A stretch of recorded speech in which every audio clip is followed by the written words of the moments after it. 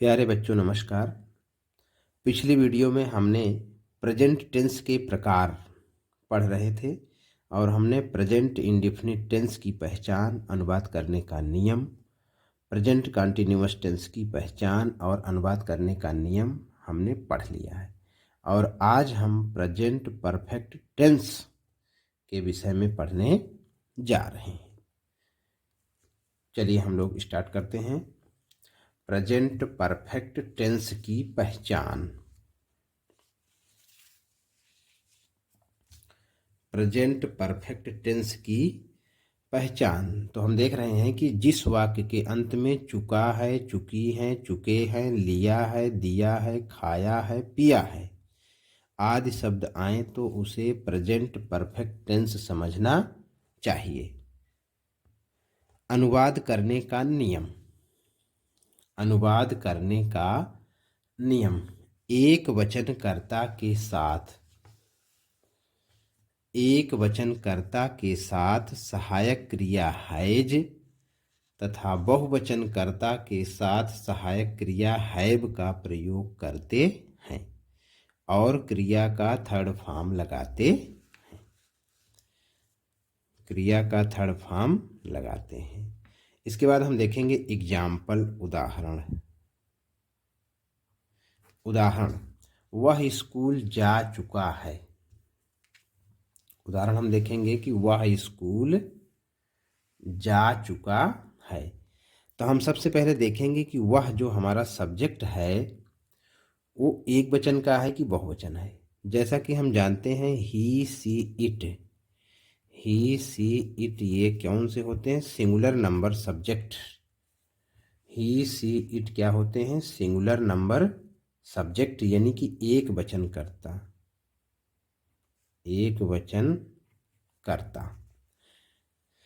तो हमारा सब्जेक्ट वह है तो हम क्या लगाएंगे? ही। अब आपने नियम में लिखा है कि एक वचनकर्ता के साथ सहायक क्रिया हैज का प्रयोग करते हैं। एक वचनकर्ता के साथ सहायक क्रिया हैज का प्रयोग करते हैं तो हमने लगा दिया ही has gone to school. Number 2, वह स्कूल नहीं जा चुका है तो ही has not gone to school. तीसरा वाला हम देखेंगे कि क्या वह स्कूल जा चुका है। अब यहाँ से इंट्रोगेटिव सेंटेंस प्रारंभ हो गया तो यहाँ पे क्वेश्चन मार्क लगाना जरूरी है। और हम ये भी देखते हैं कि जब वाक्य में क्या शब्द सबसे पहले आए तो सबसे पहले हेल्पिंग वर्ब को लिखते हैं, उसके बाद सब्जेक्ट लिखते हैं। तो हेल्पिंग वर्ब हमारा क्या है? यहाँ पे हेल्पिंग वर्ब हमारा हैज है, यानी सहायक क्रिया। तो हम लिखेंगे has he gone to school, question mark जरूर लगाएंगे। उसके बाद नंबर 4, क्या वह स्कूल नहीं जा चुका है। इसमें भी क्या शब्द सबसे पहले है? तो हम क्या लिखेंगे? Helping verb has he not gone to school, question mark. उसके बाद जरा देखिए नंबर 5 पे क्या आ रहा है कि वह स्कूल क्यों जा चुका है। अब हमने जब मैं प्रेजेंट इंडेफिनिट टेंस को लिखवा रहा था तो उसमें लिखवाया था कि यदि वाक्य के बीच में क्यों, कब, कहाँ, कैसे, कौन, किसका, क्या आदि शब्द आए तो सबसे पहले उसकी स्पेलिंग लिखते हैं, यानी कि सबसे पहले उसकी मीनिंग लिखते हैं, यानी अंग्रेजी लिखते हैं। तो व्हाई, क्यों को अंग्रेजी में क्या बोलते हैं? व्हाई। तो सबसे पहले हम क्या लिखेंगे? व्हाई। उसके बाद हेल्पिंग वर्ब लिखेंगे। अब यहाँ हेल्पिंग वर्ब हमारा हैज है तो why has he gone to school, question mark लगा देंगे। इसी तरीका हम नंबर 6 वाला देखेंगे कि वह स्कूल क्यों नहीं जा चुका है। तो यहाँ भी हमारे सेंटेंस में क्यों बीच में आया है। यदि वाक्य के बीच में क्यों, कब, कहाँ, कैसे आए तो सबसे पहले हम उसकी अंग्रेजी ही लिखते हैं। तो क्यों को अंग्रेजी में क्या बोलते हैं? Why has he not gone to school. अब हम इसके बाद एक दूसरा उदाहरण लेंगे जो कि प्लूरल नंबर सब्जेक्ट का होगा, यानी कि बहुवचनकर्ता का जो दूसरा उदाहरण होगा हम उसको लेंगे। तो जरा देखिए बहुवचनकर्ता का उदाहरण। हमने खाना खा लिया है। तो we have eaten the food. इसके बाद हम लिखेंगे हमने खाना नहीं खा लिया है। हमने नियम में लिखा हुआ है कि यदि वाक्य के अंत में लिया है, दिया है, चुका है, चुकी है, कुछ भी आ जाए तो हम क्या समझेंगे, उसको प्रेजेंट परफेक्ट टेंस ही समझेंगे। इसलिए हमने ऐसा उदाहरण दिया कि लास्ट में आपको लिया है, दिया है दिख जाए। और सबसे इम्पोर्टेंट बात यहाँ पर ध्यान रखने वाली बात ये भी है कि लास्ट में है शब्द जरूर होना चाहिए। है, अगर है नहीं लगा है तो ये टेंस बदल जाएगा। मान लीजिए आप हमने खाना खा लिया, अगर है नहीं लगा है तो ये दूसरा टेंस हो जाएगा, यानी पास्ट इंडेफिनिट में चला जाएगा। इसलिए हमको ध्यान देखना है कि लास्ट में है शब्द लगा है कि नहीं। यदि है लगा है तो वो प्रेजेंट परफेक्ट टेंस ही होगा। हमने खाना नहीं खा लिया है तो we have not eaten the food. इसे हम इस प्रकार भी लिख सकते हैं। जरा हम नंबर तीसरे पे गौर करेंगे, इसको हम थोड़ा सा चेंज कर रहे हैं आपको समझने के लिए। क्या हम खाना खा चुके हैं? क्या हम खाना खा चुके हैं? अब क्वेश्चन मार्क।